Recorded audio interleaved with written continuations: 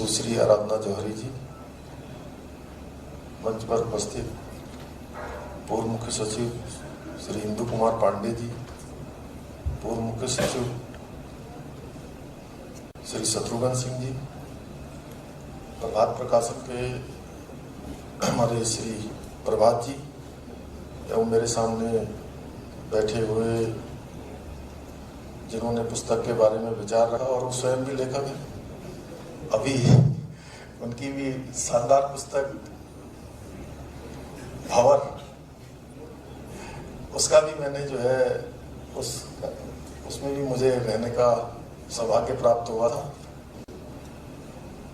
श्रीमान अनिल रतूड़ी जी, श्रीमान पीसी शर्मा जी और राधा रतूड़ी जी ने भी यहाँ से पुस्तक के बारे में और उसके बारे में बताया। श्री अशोक जी, डीजीपी साहब, हमारे राकेश जी और नपलचाल साहब थोड़ा वहाँ दिख रहे हैं, आज उन्होंने मास्क वगैरह लगा दिया। हम सभागार में उपस्थित सभी हमारे पूर्व अधिकारीगण और वर्तमान के अधिकारीगण और आए हुए सभी अतिथिगण, और आराधना जी ने बताया कि मुझे आज इस कार्यक्रम को विशेष रूप से कवर करने के लिए दिल्ली से भी, नेशनल मीडिया से भी लोग आए हैं। सभी उपस्थित हमारे पत्रकार मित्र, छायाकार बंधु, मैं सबसे पहले तो इसका नाम रख दिया हम लोगों ने मुख्य सेवक सदन। कम लोगों को पता होगा, पहले इसका नाम था जनता दर्शन हॉल,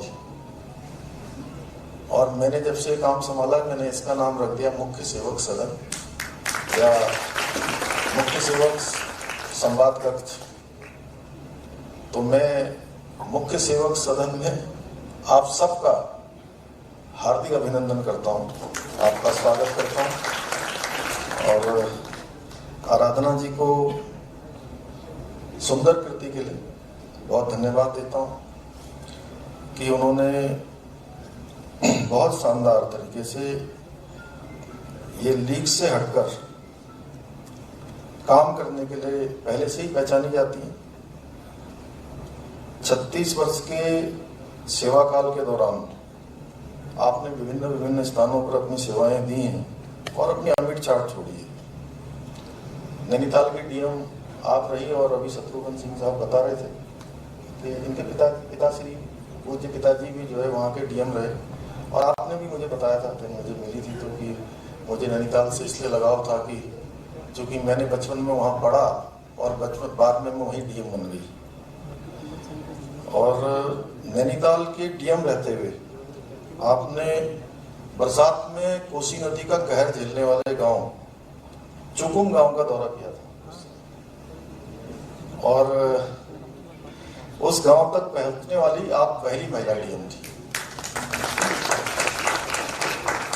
आपके दिशा निर्देश पर आज भी चुकुम गांव के लोगों को वो व्यवस्था जारी है। देखिए,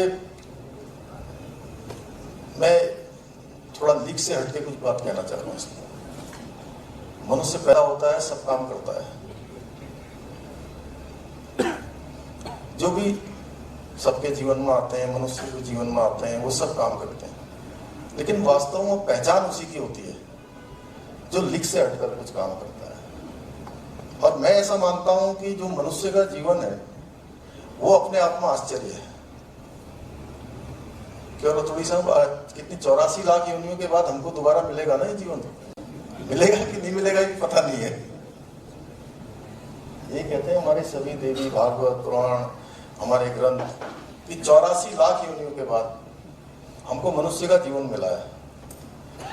तो जब इतने योनियों के बाद इस जीवन में आने का अवसर मिल रहा है तो ये आश्चर्य है। क्यों सुधांशु जी? अभी तो आपके पास तो बहुत कुछ करने के लिए है, नहीं तो बाद में आप भी लिखेंगे। अभी नहीं, बाद में, अभी तो बहुत साल है। तो जब भगवान ने हमको जो है विशिष्ट बनाया है, देखिए, देखने के लिए आंखें हैं, चलने के लिए पैर हैं, सुनने के लिए कान हैं, विचार करने के लिए विवेक हमारे पास रहे, उसके लिए बुद्धि है। हमारे सभी के लिए हमारे मन में एक करुणा का भाव भी रहे, उसके लिए हमारा हृदय भी है। तो इतना विशिष्ट किसी को नहीं बनाया। मतलब प्राणियों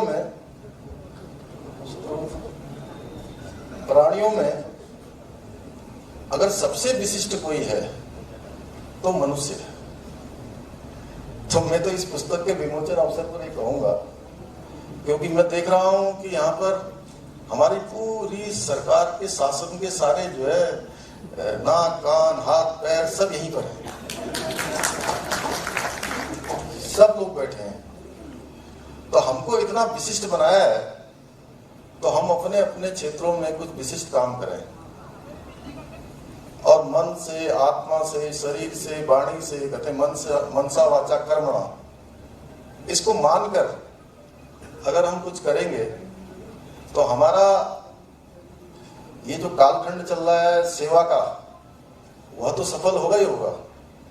मैं दावे के साथ कह सकता हूं, क्योंकि ये पुस्तक आपने आज ऐसे उसमें लिखी है और आपने मुझे, जब आप मेरी उत्तराखंड सदन में आपसे भेंट हुई थी, तो उस समय आराधना जी ने मुझे बताया कि आप भूटान गई थी और भूटान में कार गिर गई और आपके दोनों पैर जो है बिल्कुल काम नहीं कर रहे थे, और ये शक्ति इनको भगवान ने दी।